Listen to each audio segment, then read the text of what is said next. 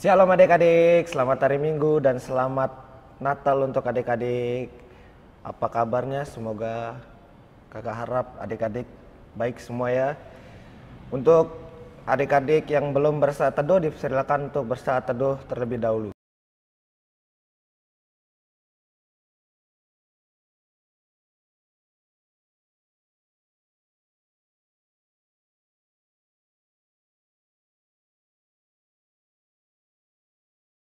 Jika adik-adik sudah mengambil saat teduh, kakak undang untuk bangkit berdiri untuk bernyanyi Mars PT.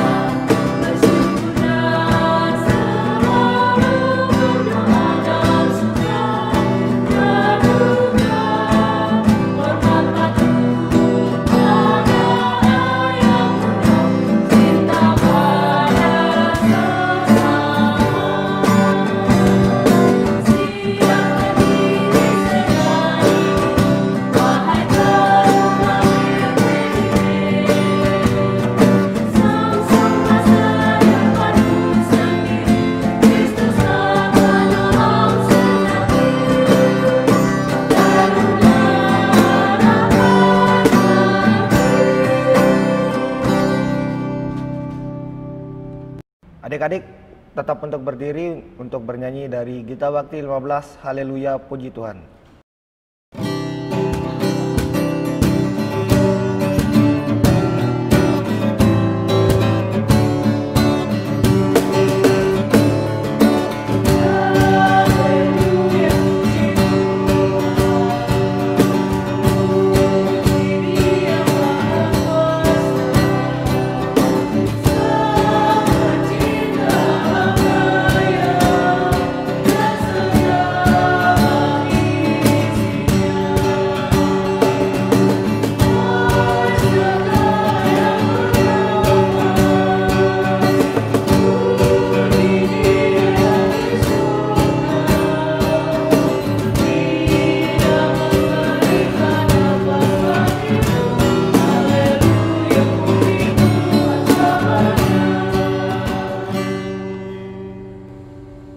Adik-adik, mari kita berdoa.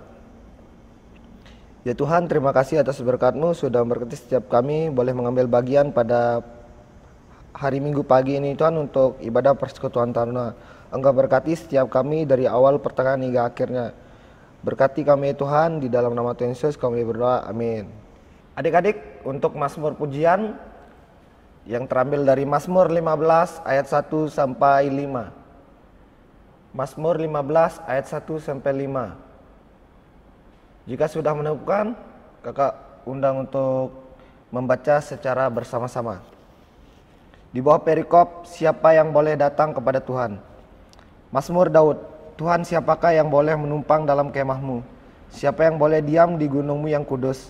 Yaitu dia yang berlaku tidak bercela, yang melakukan apa yang adil, dan yang mengatakan kebenaran dengan segenap hatinya, yang tidak menyerahkan fitnah dengan lidahnya, yang tidak berbuat jahat terhadap temannya, dan yang tidak menimpa cela kepada tetangganya, yang memandang hina orang yang tersingkir, tetapi memuliakan orang yang takut akan Tuhan, yang berpegang pada sumpah walaupun rugi, yang tidak meminjamkan uangnya dengan makan riba, dan tidak menerima suap melawan orang yang tak bersalah. Siapa yang berlaku demikian tidak akan goyah selama-lamanya. Adik-adik, persilakan untuk duduk kembali. Adik-adik, sebelum masuk ke dalam firman Tuhan, mari kita bernyanyi Kidung yang Merdu.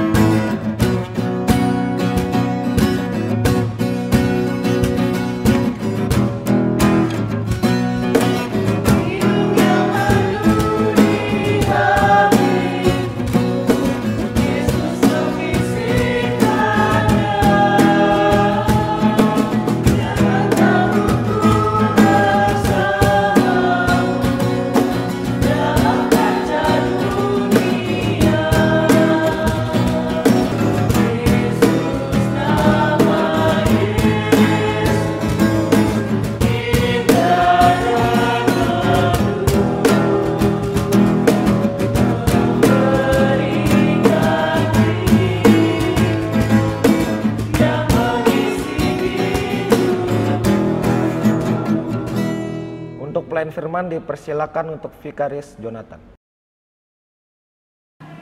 Adik-adik yang dikasih Tuhan, sebelum kita merenungkan kebenaran firman Tuhan, marilah kita berdoa mohon bimbingan Roh Kudus. Kita berdoa.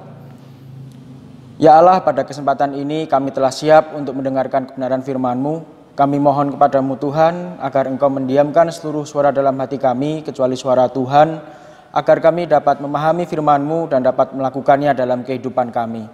Dalam nama Tuhan Yesus kami telah berdoa, amin.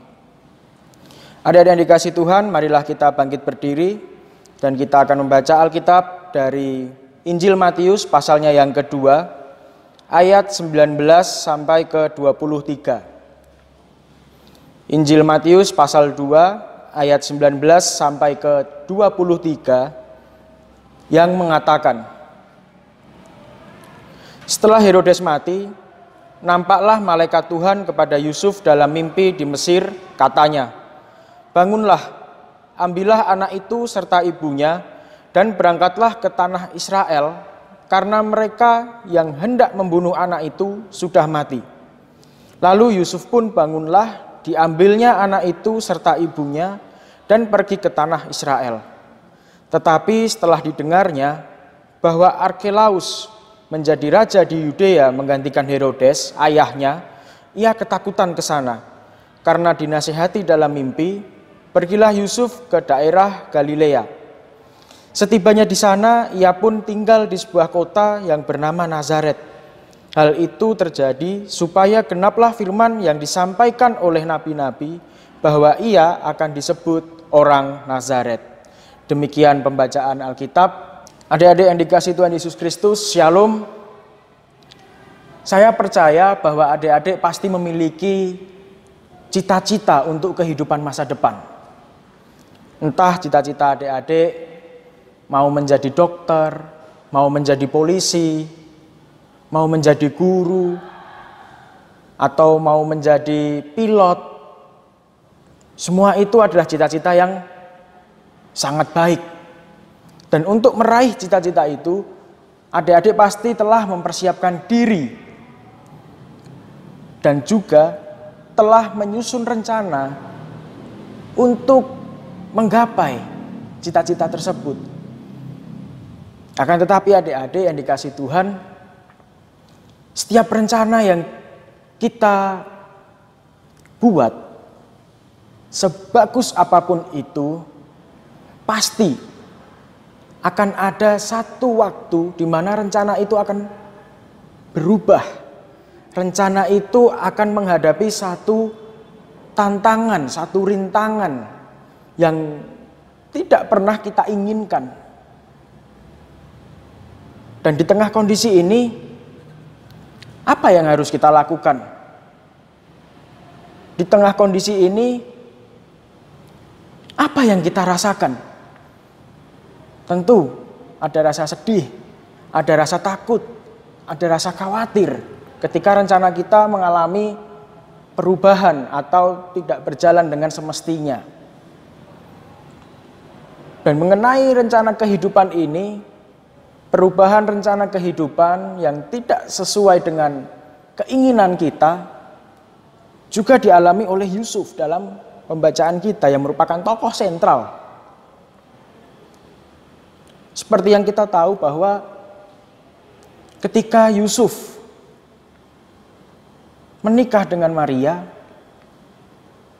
dan hendak mencari tempat untuk Maria melahirkan, tentu sebagai ayah Yusuf ingin memberikan tempat yang terbaik. Akan tetapi apa?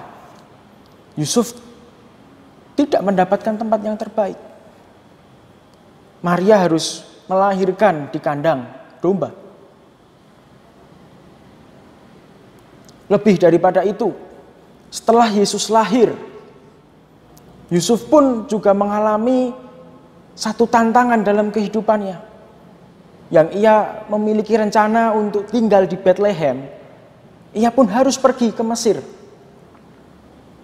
Yusuf pergi ke Mesir karena Raja Herodes hendak membunuh setiap anak yang berusia di bawah 2 tahun.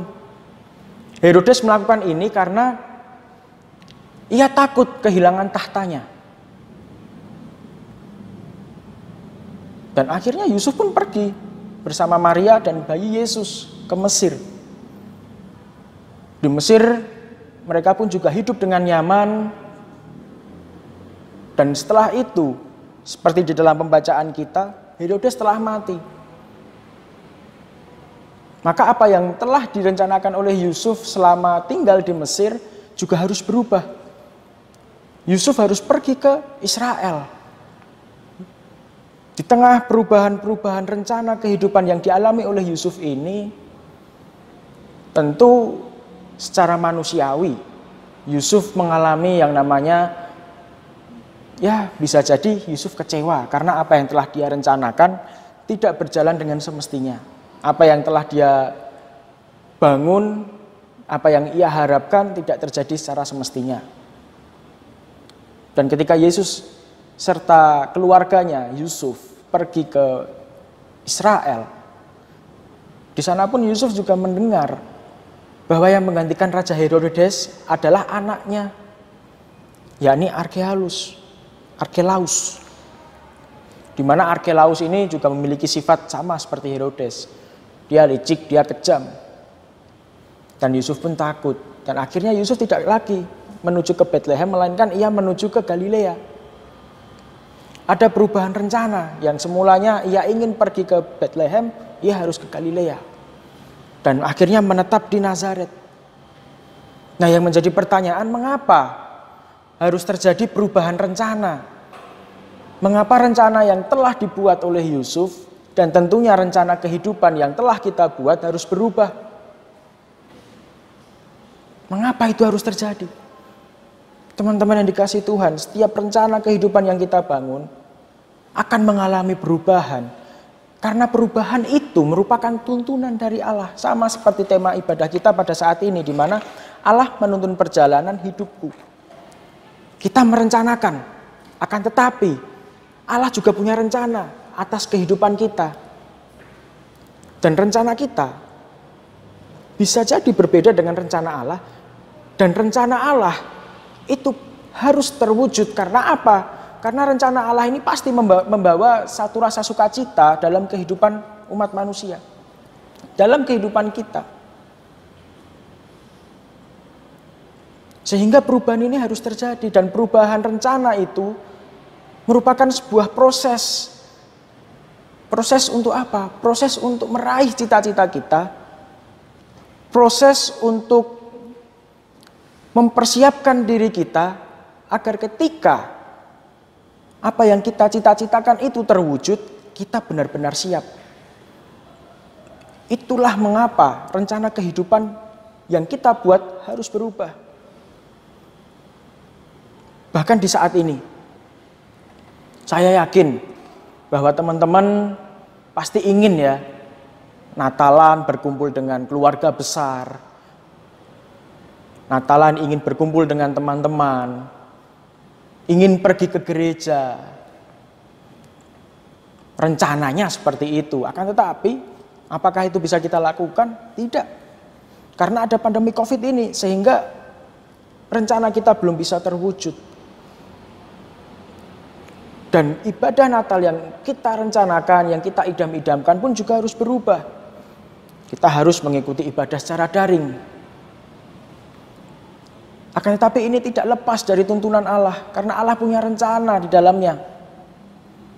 Sama seperti di dalam kehidupan keluarga Yusuf, di mana Allah telah memberikan satu rencana kehidupan yang luar biasa, yakni bayi Yesus itu akan dipakai untuk menjadi alat keselamatan yang menyelamatkan umat manusia, yang menebus dosa manusia. Dan ada banyak proses, ada banyak perjuangan, ada banyak tantangan yang harus mereka hadapi. Demikian juga dengan kita. Perubahan rencana, ada tantangan, ada hambatan, ada proses. Dan kita harus tetap berjuang di dalamnya. Mengapa? Karena kita adalah orang yang percaya kepada Tuhan. Dan kita percaya bahwa Tuhan itu senantiasa menuntun kehidupan kita.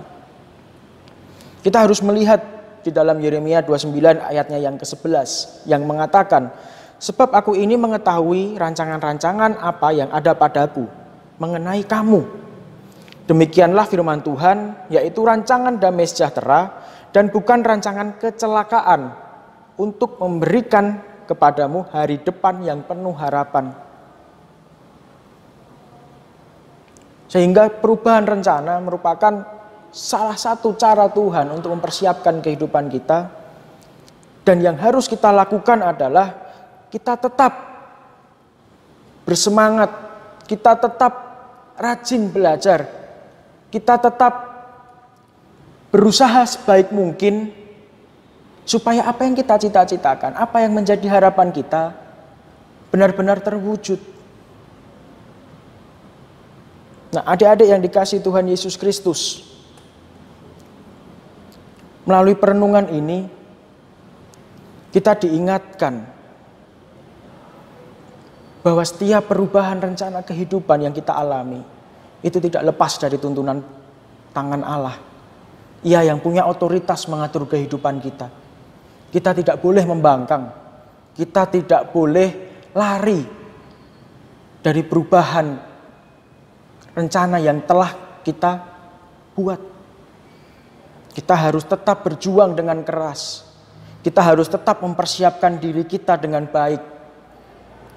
Supaya kehidupan kita di masa yang akan datang akan menjadi lebih baik lagi dari masa yang sekarang. Tuhan Yesus memberkati. Amin. Adik-adik yang dikasihi Tuhan, marilah kita bersatu dalam doa syafaat. Kita berdoa. Ya Allah, kami mengucap syukur karena Engkau senantiasa menuntun kehidupan kami, sehingga kami dapat merasakan kasih karunia dan berkat daripada-Mu.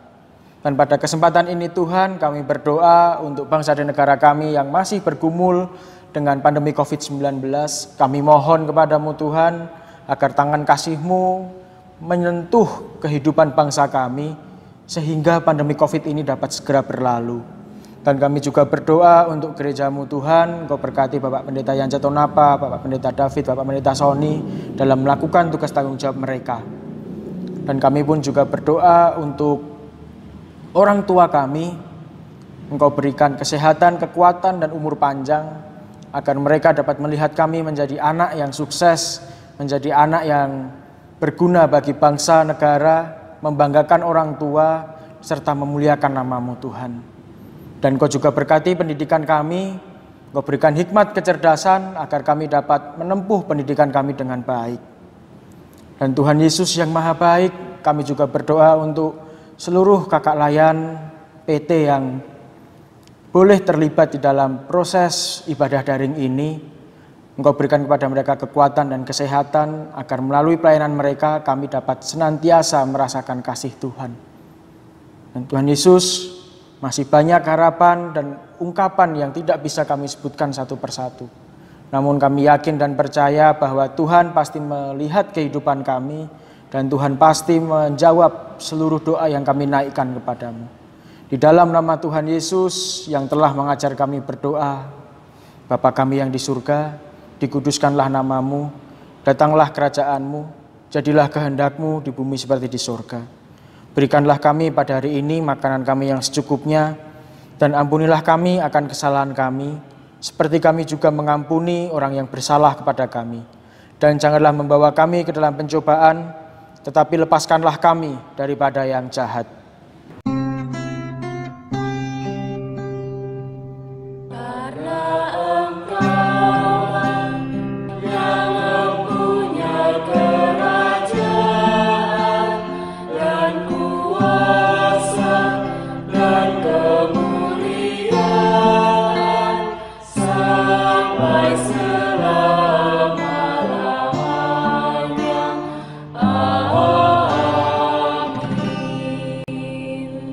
Adik-adik, untuk persembahan mari kita bernyanyi dari PKJ 147. Di sini aku buat Tuhan.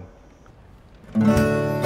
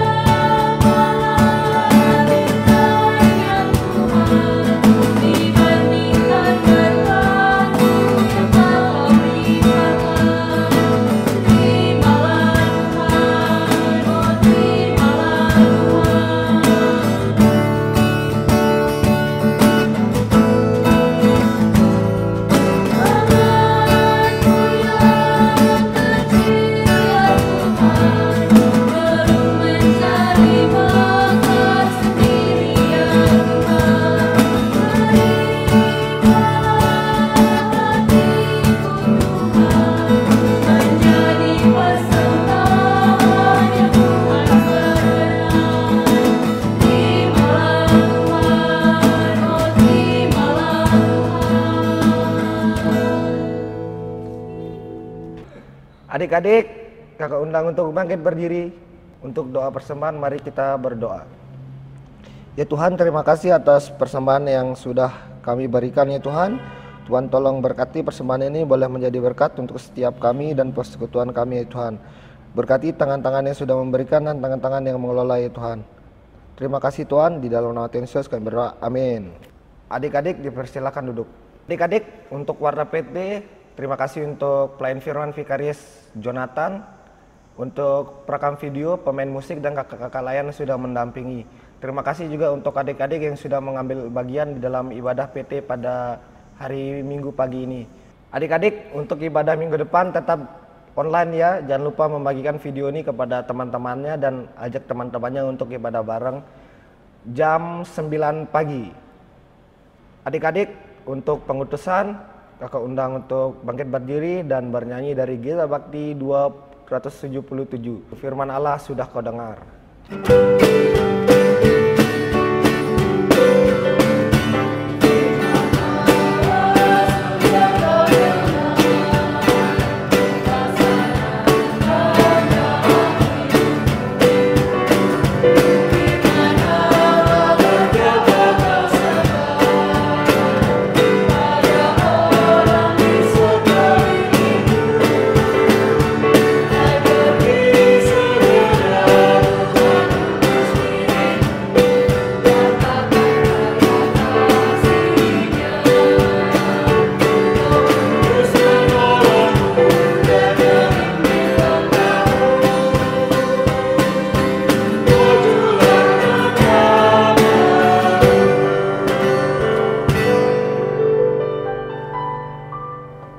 Untuk berkat dipersilakan untuk pelayan firman.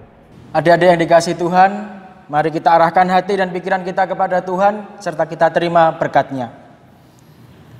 Tuhan memberkati engkau dan melindungi engkau. Tuhan menyinari engkau dengan wajah-Nya dan memberi engkau kasih karunia. Tuhan menghadapkan wajah-Nya kepadamu dan memberi engkau damai sejahtera.